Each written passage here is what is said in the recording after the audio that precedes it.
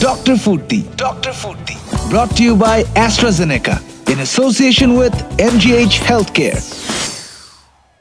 Welcome back. You're listening to Radio Furti 88 FM and Sara Achi সাথে নিয়ে Dr. Furti, brought to you by AstraZeneca in association with MGH Healthcare এবং আজকের topic of discussion is breast cancer এবং রেডিওতে আমরা এই মুহূর্তে live তো আছি, সেই সাথে জানিয়ে দিই যে রেডিও ফুর্তির অফিসিয়াল ফেসবুক পেজ থেকে যারা এই মুহূর্তে দেখছেন তারাও কিন্তু আমাদেরকে লাইভ পাচ্ছেন রেডিও ফুর্তির ফেসবুক পেজ থেকে। So if you have any questions, all you have to do is just send your messages এবং যেটা করতে পারেন সেই সাথে আপনার প্রশ্নগুলো কিন্তু কমেন্ট সেকশনে পোস্ট করে দিতে পারেন, so we can get to know them and answer them. But এই মুহূর্তে যেটা বলতে চাই সেটা হচ্ছে যে আমরা কনভারসেশন শুরু করতে আসলে আর সময় নষ্ট করতে চাচ্ছি না। We have our honorable guest in the studio today, Professor Dr. Said Mohammad Akram Hussain, who's a senior consultant and coordinator clinical oncology and radiotherapy at Square Hospitals Limited, Dhaka. Welcome back, sir. কেমন আছেন আপনি? ভালো। আচ্ছা sir, so আজকের যে topic of discussion of এয়ারে কথা হচ্ছিল এবং আমি বলছিলাম যে আমি স্পেশালি ইন্ট্রিগ বিকজ ওয়েল আমারও কিছু প্রশ্ন আছে এটা নিয়ে।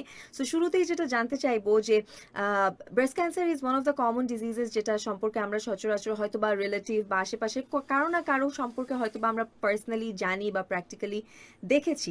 সো সেক্ষেত্রে শুরুতে আপনার কাছে জানতে চাইবো যে what are the symptoms of breast cancer, যে সিমটমগুলো দেখা দিলে একজন মনে করতে পারে যে তার ডক্টরের কাছে ভিজিট করতে যাওয়া উচিত। ধন্যবাদ। আমরা সবাই জানি আসলে সারা দেশে অনেকেই এগুলো এখন জানেন। কারণটা হলো এগুলো নিয়ে এখন অনেক আলোচনা হয় এবং বাংলাদেশে মেয়েদের মধ্যে সবচেয়ে বেশি ক্যান্সার হলো স্তনের ক্যান্সার বা ব্রেস্ট ক্যান্সার। তো এটা হলো যে স্তনের আকৃতির পরিবর্তন ঘটা, স্তনের বা বৃন্ত যেটাকে আমরা বলি সেখান থেকে রস নির্গত হওয়া, ভিতরে ঢুকে যাওয়া, আবার দেখা যায় স্তনের চামড়ার উপরে আমরা বলি যে অনেক সময় ঘা হওয়া এবং কোনো সময়টা চামড়াটা কমলা লেবুর মতো হয়ে যায় এবং গোটা হওয়া, ভিতরে বিশেষ করে বগলে গোটা হওয়া বা উপরের দিকে গোটা হওয়া, কলার বোনের উপরের দিকে গোটা হওয়া, এগুলো হলো লক্ষণ যেগুলো সাময়িক কাছাকাছি মানে রিজনাল মানে স্তনের কাছাকাছি যে লক্ষণগুলো দেখা যায়। আর অনেক সময় দেখা যায় যে একদম লাল হয়ে আছে স্তনগুলো এমন স্কিনের উপরে, সেটাও কিন্তু অনেক সময় এটা ব্রেস্ট ক্যান্সার হতে পারে। তো যেটা হলো যে এটা হলো ব্রেস্ট ক্যান্সার কিছু কিছু লক্ষণ, যে লক্ষণগুলো আমরা সহজে কিন্তু নির্ণয় করা সম্ভব এবং সহজে কিন্তু দেখতে পারি, তাহলে কিন্তু আমরা চিকিৎসকের কাছে এই সিমটমগুলোর জন্য কি কোনো স্পেশাল এইজ গ্রুপ রয়েছে যে বা এইজ লিমিট রয়েছে যে এই এইজ থেকে এই এইজ পর্যন্ত মানে একটা সার্টেন এইজ পিরিয়ডে হয়তো বা আমার একটু বেশি কশাস থাকতে হবে এটা নিয়ে? এটা নিয়ে যেটা আছে যে আমরা এখন যে কথা সবাইকে বলে থাকি যে রিপ্রোডাক্টিভ এইজ যখন আসে তখন থেকে সবাই যদি গোসলের সময় ব্রেস্ট সেলফ এক্সামিনেশন করেন, ব্রেস্ট এক্সামিনেশনের সময় আমরা কি পেতে পারি? আসলে আমরা পেতে পারি যে আমাদের স্তনে কোনো পিণ্ড আছে কিনা বা চাকা আছে কিনা। স্তন ক্যান্সারে সাধারণত কোনো ব্যথা থাকে না, ব্যথা হতেও পারে কিন্তু সাধারণত ব্যথা থাকে না, পিণ্ডে কোনো ব্যথা থাকে না। সেই পিণ্ডটা যখন আমরা দেখি যে বিশেষ করে রিপ্রোডাক্টিভ এজের মেয়েদের জন্য এটা যদি মাসিকের 7 দিন পরে প্রতি মাসে তারা যদি ব্রেস্ট সেলফ এক্সামিনেশন বা নিজে স্তন পরীক্ষা করেন, তাহলে কিন্তু তারা সহজে ধরতে পারবেন যে এখানে কোনো চাকা সবসময় রয়ে যাচ্ছে কিনা। কিন্তু মাসিকের আগে ওভুলেশন পিরিয়ডে যদি করেন উনি কিন্তু এটা খুঁজে পাবেন না, বরং তাকে গ্রিটি ফিলিংস মনে হবে যে এখানে মনে হচ্ছে গিটি কিছু কিছু আছে। বাট এটা কিন্তু ওই সময়টা করলে হবে না, এটা করতে হবে মাসিকের 7 দিন পরে এবং প্রতি মাসে কাছাকাছি সময় করবে। গোসলের সময় সে যদি ব্রেস্ট সেলফ এক্সামিনেশন করেন তাহলে বিশেষ করে সাবান লাগানোর পরে হাতের দিয়ে বিশেষ করে হাতের এই অংশ দিকে চাপ দিয়ে পুরো স্তন যদি চাপ দিয়ে দেখেন তাহলে দেখতে পাবেন যে কোথাও চাকা আছে কিনা ফিল করতে পারবেন। So anything different than the normal state should be worrisome, মানে তখন কি টেনশন করা উচিত নাকি? না, টেনশনের আসলে কোনো বিষয় নেই, টেনশন করার কিছু নাই। যেহেতু আমাদের দেশে অনেক চিকিৎসক আছেন, আপনি সাথে সাথে একজন চিকিৎসক কাছে চলে যাবেন, সেটা যে আপনি একজন অনকোলজিস্টকে দেখাতে পারেন অথবা একজন সার্জনকে বলতে পারেন যে আসলে কি সমস্যা আমি এটা বুঝতে চাই, তাহলে কিন্তু আপনি জেনে যাবেন, কোনো চিন্তা কিছু নাই। সো ডক্টর, ব্রেস্ট ক্যান্সারের রিস্ক ফ্যাক্টরগুলো কি কি থাকছে? আমরা জানি যে একটা কথা যেটা আমরা অফ রেকর্ডে আলাপ করছিলাম সেটা হলো যে আমাদের যদি ফার্স্ট ডিগ্রি রিলেটিভ যাদের রক্ত সম্পর্ক তাদের মধ্যে থাকে, যেমন মা, দাদি, নানি, ফুফু, খালা এবং বোন, দেখা যাচ্ছে এনাদের সবার মধ্যে থাকলে আমাদের কিন্তু এটা নিয়ে সন্দেহ অনেক বাড়ে যে এদের মধ্যে হতে পারে। ছেলেদের মধ্যেও কিন্তু ব্রেস্ট ক্যান্সার হতে পারে, কিন্তু বাবার মধ্যেও যদি থাকে তাও কিন্তু মেয়ের মধ্যে হতে পারে। আচ্ছা তো সুতরাং কিন্তু ব্রেস্ট ক্যান্সারের কিন্তু যেটা গুরুত্বপূর্ণ দিক হলো যে কিছু হেরিডিটারি ফ্যাক্টরস আছে, এটা কিন্তু আমাদেরকে মাথায় নিতে হবে। এটা কি কোনো ডক্টর পার্সেন্টেজ আছে নাকি ইটস হ্যাঁ, এটা equally percentage risky for everyone? খুব বেশি না, এটা সাধারণত 1 to 8%, আর 1 থেকে 8% এর মতো হয়, এটা একটা। আর কিন্তু একটা হলো যে ওবিসিটি, আমরা বলি স্থূলতা, আমরা দেশের মানুষ বা সারা পৃথিবীর মানুষ এখন অনেক বেশি স্থূলতা এই সমস্যায় ভুগছেন, তো সেটা একটা হলো। তো সেটা তারপর হলো যারা অনেক লম্বা সময় ধরে কন্ট্রাসেপটিভ ওরাল পিল ইউজ করছেন, বা যাদের মাসিক দেখা যাচ্ছে মাসিক শুরু হচ্ছে আগে, মাসিকের পিরিয়ড অনেক লম্বা সময় থাকছে, যারা বাচ্চা নিচ্ছেন অনেক দেরি করে, তো এরকম অনেকগুলো ফ্যাক্টরস আছে যে ফ্যাক্টরগুলো কিন্তু, যেমন রেডিয়েশন, যদি কোনো মানুষ যদি রেডিয়েশন এলাকা যেমন চেরনোবিল বা অন্য জায়গায় থাকেন, বা যে অ্যাটমিক বোমিং যেখানে হয়েছিল সেসব জায়গাতেও কিন্তু ব্রেস্ট ক্যান্সার হতে পারে। তো সেই জিনিসগুলো কিন্তু আমাদের মাথায় নিতে হবে, যে ভাবতে হবে যে এরকম জায়গাগুলোতে আমাদের সাবধানে থাকতে হবে বা স্ক্রিনিং এর প্রোগ্রামের আওতায় আসতে হবে। রাইট। সো ডক্টর, আপনি তো বাসায় কিভাবে সেলফ এক্সামিন করা যায় এই আইডিয়াটা দিলেন। সো বাংলাদেশে প্রফেশনালি স্ক্রিনিং প্রোগ্রাম কি কি আছে সে সম্পর্কে যদি আমাদেরকে একটু আমাদের জানাতেন। দেশে screening programme, breast cancer screening programme একটা, আমরা বললাম সেলফ স্ক্রিনিং করা, নিজে নিজে স্ক্রিনিং এর কথা আমরা অলরেডি বলেছি। আর কিছু কিছু স্ক্রিনিং আছে যেগুলো আমরা অর্গানাইজ স্ক্রিনিং আছে, যেমন গভর্নমেন্টের বিভিন্ন কিছু কিছু জায়গাতে, সারা দেশে বোধহয় 30 বা 28টা জায়গাতে ওরা করে, এবং কিছু কিছু বিএস এর মতো অন্যান্য জায়গাতে, ন্যাশনাল ক্যান্সার গভর্নমেন্ট হসপিটালতে করে, আমি যে হসপিটাল আছে এখানেও করে। আমাদের এখানেও কিন্তু নিয়মিত ব্রেস্ট ক্যান্সার স্ক্রিনিং হয়, এবং আমরা প্রতি বছরই করে থাকি। বিশেষ করে অক্টোবর মাসে আমরা পুরো মাস ধরে বিভিন্ন সুযোগ সুবিধা দিয়ে থাকি পেশেন্টদেরকে। পার্টিকুলারলি আমরা সাধারণত বিশেষ করে যে ওয়ার্ল্ড ক্যান্সার ডে, মানে যে মাস ফেব্রুয়ারি মাসে, আমরা সাধারণত এই জিনিসগুলো রোগীদের জন্য খুব অ্যাভেলেবেল করে থাকি, যাতে করে ব্রেস্ট সার্জনরাও দেখতে পারেন, আমরাও দেখতে পারি। প্রচুর পেশেন্ট আমাদের কাছে স্ক্রিনিং এর জন্য প্রতি বছরই আসেন, প্রতি মাসেই আসেন। সো ডক্টর, সো ফার আপনার কথা শুনে মানে I am feeling hopeful, since self screening এর একটা অপশন আছে, সিন্স অলসো আমাদের প্রফেশনালিও স্ক্রিনিং এর অনেক অপশনস আছে। সো এই টপিক নিয়ে ডেফিনেটলি আমরা আরো ডিসকাস করব, কিন্তু এই মুহূর্তে আমরা ছোট্ট একটা মিউজিক ব্রেকে চলে যাব, শুনবো সুমনের প্রথম, এবং তারপরেই ফিরছি। মিনওয়াইল জানিয়ে দিতে চাই যে চলছে doctor Furti, brought to you by AstraZeneca in association with MGH health care. আজকে it's a brand new episode, যেখানে topic of discussion is breast cancer. So আপনার এই টপিক রিলেটেড যদি কোনো প্রশ্ন থেকে থাকে সেটা কিন্তু আমাদেরকে পাঠিয়ে দিতে পারেন। আমরা রেডিও ফুর্তিতে লাইভ তো আছি, সেই সাথে কিন্তু আমরা রেডিও ফুর্তির অফিসিয়াল ফেসবুক থেকেও এই মুহূর্তে লাইভ আছি। সো আপনার যদি কোনো প্রশ্ন থেকে থাকে, জাস্ট এই লাইভ ভিডিওর নিচে কমেন্ট সেকশনে আপনার প্রশ্নটি পোস্ট করে দিলেই হয়ে যাচ্ছে। গানের ব্রেকের পরে ফিরছি, বাট ফেসবুক পেজে কিন্তু এখনো লাইভ আছি। সো স্টে টিউনড টু ফুর্তি। কতক্ষণ? হ্যাঁ, আমরা চলছে। সো ডক্টর, যেটা নিয়ে কথা হচ্ছিল যে এটার এজ গ্রুপটা আপনি বললেন যে রিপ্রোডাক্টিভ এজে চলে আসার পরপরই স্ক্রিনিংটা শুরু করে দেওয়া উচিত। সো আপনার কাছে যদি ডক্টর জানতে চাই যে পার্সোনাল কেসেস এক্সামিন করে what do you usually see, যে কোন এজ গ্রুপটা বাংলাদেশে দেখা যায় যে বেশি পেশেন্ট পাচ্ছেন আপনি এইজ গ্রুপ থেকে? এখন নর্মালি আগে যেটা হতো, আগে কিন্তু আমরা এল্ডারলি বয়সে বা বেশি বয়স্ক 50 ঊর্ধ্ব মানুষদেরকে বেশি পেতাম। এখন কিন্তু আমাদের দেশে 30 ঊর্ধ্ব কিন্তু অনেক রোগী আমাদের কাছে আসছেন।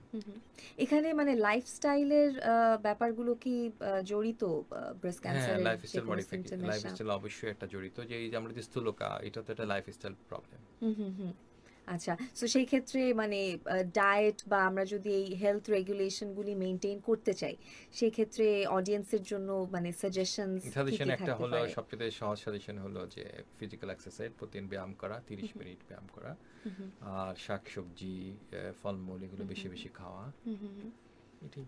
সো বেসিক্যালি মানে healthy lifestyle Healthy maintain lifestyle, করা। yeah. সো আমাদের যেহেতু ফেসবুক লাইভে আছি আমরা এখনো, এবং আমাদের অনেক অনেক প্রশ্ন আছে, সো আমি একটু ঝটপট দেখে নিতে চাচ্ছি যে অডিয়েন্স থেকে কি কি প্রশ্ন এসেছে। সেই সাথে ডক্টর, আপনার কাছে জানতে চাইবো যে প্রফেশনাল স্ক্রিনিং আসলে কবে থেকে শুরু করা উচিত, বা এটা কি আমাদের লাইফস্টাইলের সাথে একটা রেগুলার হ্যাবিট করে ফেলা উচিত কিনা এটাকে? এটা আসলে পৃথিবীর বিভিন্ন দেশে বিভিন্ন রকম মত আছে। অনেক দেশে, বেশিরভাগ দেশে এটা আসলে আমেরিকান ক্যান্সার সোসাইটি যে গাইডলাইনগুলো আছে, সেখানে এটা আসলে 50-এর উপরে, 50-এর বয়সের উপরে করে। ইউরোপিয়ান গাইডলাইন আবার ওরা 45-এর উপরে করে। আচ্ছা, তো এটা আসলে এক এক দেশে এক এক রকম গাইডলাইন ওরা ফলো করে। স্ট্যান্ডার্ড গাইডলাইন হলো এগুলো, স্ক্রিনিং এর জন্য স্ট্যান্ডার্ড প্রফেশনাল গাইডলাইন হলো এগুলো, যে 50 or 45 প্লাস এই সময়টাতে বেশি করে, কারণ ওই বয়সের পেশেন্টগুলোই সাধারণত ওই বয়সেই বেশিরভাগ এখন পর্যন্ত আসে। কিন্তু আমরা ইদানিং আমাদের দেশে দেখতে পাচ্ছি যে অনেক ইয়াং পেশেন্ট আসছে, নাম্বার অফ পেশেন্ট ইয়াং বাড়ছে অনেক এটার বেশি। কারণটা কি? এটার কারণ সুনির্দিষ্টভাবে আমি বলতে পারবো না, হয়তো আমার মনে হয় লাইফস্টাইল এটা একটা, আমাদের জীবনাচরণ একটা বড় কারণ, আমাদের স্থূলতা একটা বড় কারণ, আমরা ফিজিক্যাল এক্সারসাইজ করি না, আমাদের অলমোস্ট ফিজিক্যাল এক্সারসাইজ যে করি না, সেসব নানা কারণে হয়তো এগুলো আমাদের মধ্যে বাড়ছে। আচ্ছা আচ্ছা, এবং খাওয়া দাওয়া একটা বড় problem, maybe fast food also May contribute for this. Right. So doctor, মানে নেক্সট যেটা জানতে চাইবো যে অডিয়েন্স থেকে অনেক প্রশ্ন আসে এই ব্যাপারটাতে in terms of any cancer, since আমরা সবাই ক্যান্সার শব্দটা শুনলে অবশ্যই ভয় পেয়ে যাই। সো যে কোনো ক্যান্সারের ক্ষেত্রেই বা স্পেশালি ব্রেস্ট ক্যান্সারের ক্ষেত্রে মানে হাউ কিউরেবল ইজ ইট, বা আদৌ কিউরেবল কিনা, বা কোন স্টেজে আসলে মানে জিনিসটা স্ক্রিনিং করে ফেলতে পারলে ব্যাপারটা মানে অ্যাডভান্টেজ থাকবে? না, সেটা তো বটেই যে একেবারে প্রথমে আমরা বলি যে ক্যান্সার যদি সূচনাতে নির্ণয় করা যায় তাহলে ধরে নেওয়া যায় যে মানে শতভাগ ঝুঁকিমুক্তভাবে জীবনযাপন করা সম্ভব এবং সম্পূর্ণ সুস্থ হয়ে যেতে পারে একজন মানুষ। স্টেজ 1, স্টেজ 2, স্টেজ 3 পর্যন্ত, 3A পর্যন্ত আমরা খুব স্মার্টলি বলতে পারি যে পেশেন্টের সার্ভাইভাল বেনিফিট 90%-এর বেশি হবে। আচ্ছা। কিন্তু বাকিদের ক্ষেত্রে যেটা হয় যে সবসময় স্টেজগুলোতে আমরা একই রকম পাই না, স্টেজ 3B-তে আমরা কিন্তু পাই না, কারণ আমাদের চিকিৎসা আধুনিক পদ্ধতিগুলো অনেকগুলোর চিকিৎসার কারণে এখন কিন্তু পেশেন্টের সার্ভাইভাল অনেক বেড়েছে, এবং স্টেজ 4-এও কিন্তু যে পেশেন্টের সাথে সাথে মারা যাবেন এরকম নন। স্টেজ 4-এ কোন জায়গাতে কিভাবে পেশেন্টের কোন ধরনের মেটাস্টেসিস ছড়িয়েছে, কোন জায়গায় ছড়িয়েছে তার উপর নির্ভর করে পেশেন্ট কিন্তু অনেকদিন বেঁচে থাকতে পারেন। আচ্ছা, ওকে, থ্যাংক ইউ ডক্টর। আমরা আবার এখন রেডিওতে ফেরত যাচ্ছি, অ্যান্ড আমাদের অনেকগুলো প্রশ্ন চলে এসেছে লাইভ থেকে, সেগুলো অবশ্যই করব, বাট এই মুহূর্তে আমরা বাকি ডিসকাশনটা রেডিওতে কন্টিনিউ করব।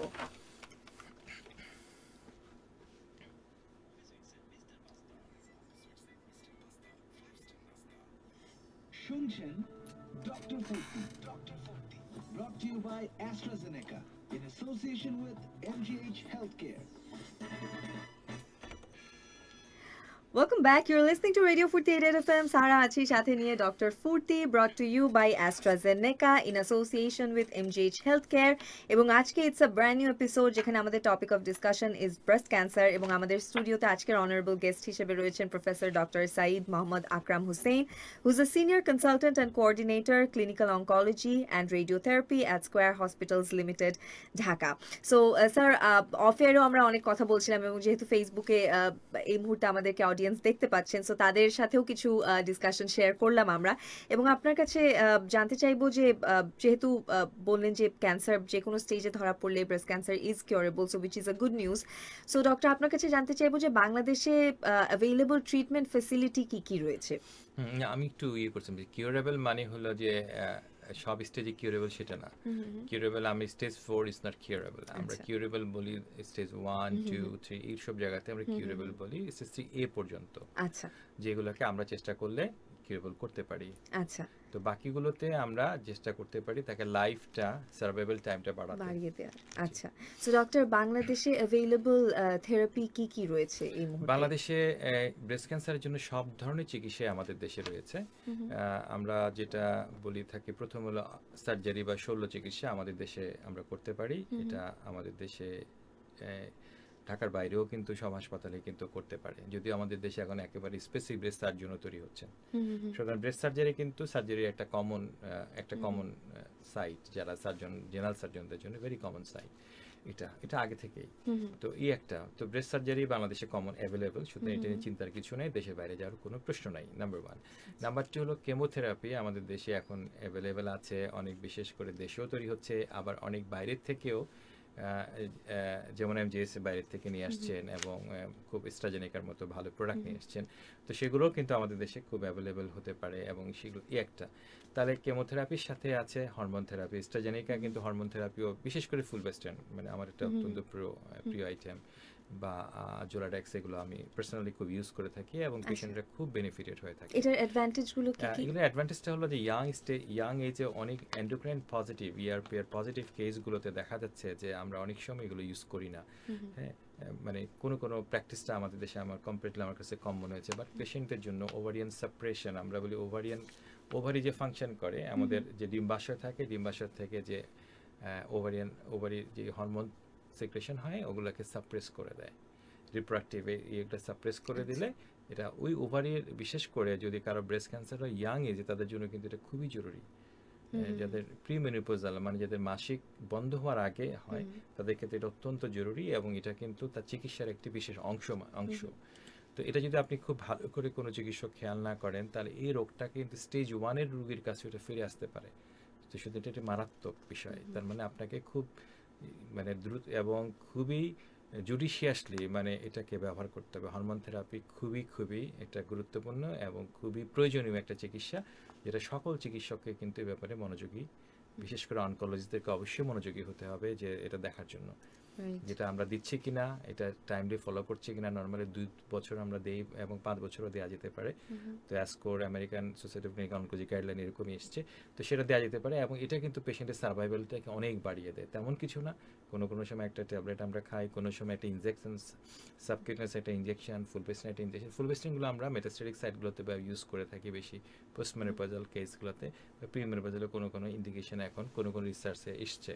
তো সেগুলো কিন্তু যদি আমরা ইউজ করি তাহলে পেশেন্টের সার্ভাইভাল বেনিফিট বেশি দিতে পারি। আবার পাশাপাশি কিন্তু পেশেন্টকে জোলাটেস বা এগুলো গোসেরালিন যেটাতে, সেটা যদি আমরা ইউজ করি পেশেন্টকে কিন্তু আমরা প্রোগ্রেশন মানে ডিজিজ টোটালি একটা কিওর লাইফ মানে সেফ লাইফ দিতে পারি। আর রেডিয়েশন থেরাপি যদি আমি বলি, আমাদের দেশে রেডিয়েশন থেরাপি সবকটাই অ্যাভেলেবেল আছে। আমরা 3 ডাইমেনশনাল রেডিওথেরাপি, আমরা IMRT intensity modulated radiation therapy, আবার আমরা ভিম্যাট বা rapid arc volumetric arc therapy, even আমার হসপিটালে এগুলো সবকটাই আছে।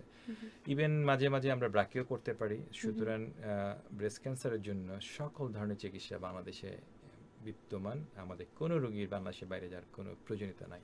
Alright, thank you so much doctor. অনেক মানে this are really hopeful words. Thank you so much for sharing them with us. But এই মুহূর্তে আমরা আরেকটা ছোট্ট ব্রেকে চলে যাব, বাট আমাদের ডিসকাশন কিন্তু চলতে থাকবে। সো যদি আপনার কোনো কোয়েশ্চেন থেকে থাকে আজকে topic of discussion related which is breast cancer, তাহলে আমাদেরকে কিন্তু পাঠিয়ে দিতে পারেন রেডিও ফুর্তির অফিসিয়াল ফেসবুক পেজে মেসেজ করার মাধ্যমে, অথবা আমাদের যে ফেসবুক লাইভটা চলছে সেখানে নিচে কমেন্ট সেকশনে কিন্তু আপনি আপনার কোয়েশ্চেনটা পোস্ট করে দিতে পারেন। এই মুহূর্তে গানে চলে যাচ্ছি রেডিও থেকে এবং ফিরছি কিছুক্ষণের মধ্যে। So stay tuned and do ফুর্তি। এবং এতক্ষণ যারা আমাদের সাথে রেডিও ফুর্তির অফিসিয়াল ফেসবুক পেজ থেকে লাইভে জয়েন করেছেন তাদেরকে অনেক থ্যাঙ্কস ফর ওয়াচিং আস। এবং সেই সাথে জানিয়ে দিতে চাই যে আমাদের বাকি কনভারসেশনটা কিন্তু রেডিওতে আমরা কন্টিনিউ করব। So if you want to know more then stay tuned and do Furti. আজকের মতো ফেসবুক লাইভ থেকে এখানেই, bye bye. Dr. Furti brought to you by AstraZeneca in association with MGH Healthcare.